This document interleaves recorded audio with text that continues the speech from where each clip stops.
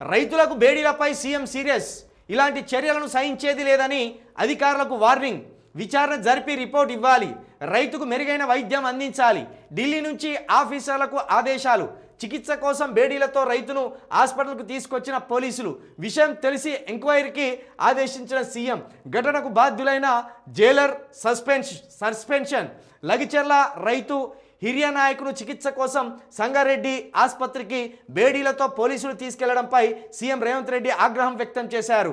బేడీలు వేయవలసినంత అవసరం ఏమొచ్చిందని అధికారులపై ఆయన సీరియస్ అయ్యారు. ప్రజాప్రభుత్వం ఇలాంటి చర్యలను సహించదని విచారణ జరిపి నివేదిక సమర్పించాలని ఢిల్లీ నుంచి సీఎం రేవంత్ ఆదేశించారు. హిరియా నాయక్కు మెరుగైన వైద్యం అందించాలన్నారు. ఈ విషయంలో రేవంత్ రెడ్డి గారిని మనస్ఫూర్తిగా అభినందిస్తున్నాం. నిజంగా మీరు ఈ ప్రకటన చేసినందుకు, ఇలాంటి స్టేట్మెంట్ ఇచ్చినందుకు నిజంగా మిమ్మల్ని అభినందిస్తున్నాం. కానీ ఇదే లగిచెర్ల బాధితులను మేము భూములు ఇవ్వమని వాళ్ళంత కరాఖండిగా చెప్తా అంటే వాళ్ళ గొంతుల మీద మీరు కత్తులు ఎందుకు పెడుతున్నారు? వాళ్ళ గుండెల మీద మీరు తుపాకులు ఎందుకు పెడుతున్నారు? మీ పోలీసులతో ఆ 3 మండలాలను ఎందుకు గస్తీగా ఇస్తున్నారు? అదే ఆ 3 మండలాల్లోని గిరిజన, దళిత, బీసీలు మేము భూములు ఇవ్వమంటే వాళ్ళ మీద 3rd డిగ్రీ ఎందుకు ప్రయోగించిండ్రు? ఇదే నీ ఎస్పీ నారాయణ రెడ్డి తోటి 3rd డిగ్రీ ఎందుకు ప్రయోగించిండ్రు? వాళ్ళ మహిళలను ఎందుకు చీరలు బట్టి గుంజిండ్రు? ఇప్పుడు ఇంకా దుర్మార్గంగా ఇదే హిరియా నాయకు ఏం చేసిండని ఇంత దుర్మార్గంగా ఆయనకు బేడీలేసి తీసుకుపోతున్నారు. ఇంత దుర్మార్గంగా ఆయనకు ఛాతి నొప్పి వచ్చిందంటే ఇంత దుర్మార్గంగా బేడీలేసి గుంజుకొని పోతున్నారు. ఇది మరి సీఎం స్థాయిలో ఉన్న మీకు తెలియకుండా జరిగిందా?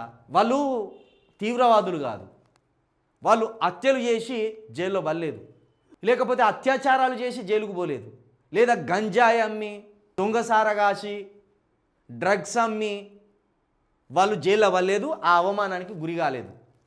కేవలం వాళ్ళ భూములు వాళ్ళు ఇవ్వమంటున్నారు. ఆ భూములు మేము ప్రభుత్వానికి ఇవ్వము, మేము వ్యవసాయం చేసుకొని పూట గడుపుకుంటామని అన్న పాపానికి వాళ్ళను అంత దారుణంగా ఒక తీవ్రవాది, ఒక కసబ్కి ఎట్లా బేడీలేసి తీసుకపోయినలో హిరియా నాయక్ కూడా కసబ్ స్థాయిలో బేడీలేసి తీసుకపోయాను.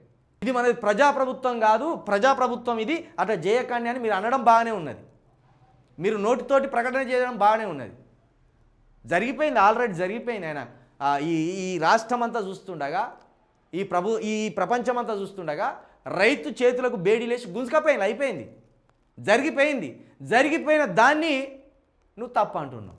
జరగక ముందే ఆపవలసిన నువ్వు జరిగిపోయిన తర్వాత జైలర్ని సస్పెండ్ చేసినావు.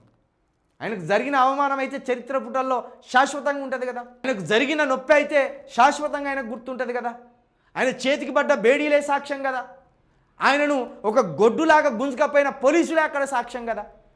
వీటన్నిటికీ బాధ్యత నువ్వే వహించాలి. భూములు ఇయ్యనన్న రైతులను తీసుకొచ్చి జైల్లేసి వాళ్ళకు సంఖ్యలు వేసి గుంజుకపోవడం అనేది 100% ఇది నీ తప్పిదమే. దీనికి తప్పకుండా నువ్వు ఏదో ఒక రోజు మూల్యం చెల్లించుకుంటావు. ఈరోజు బేడీలు వేసిన వాళ్ళపైన సీరియస్ అయినా తప్పించి వేయక ముందే వాళ్ళను చాలా పద్ధతిగా తీసుకుపోవాలి అని నువ్వు చెప్పలేకపోయినావు. ఇది నీ వైఫల్యమే, 100% ఇది నీ వైఫల్యమే.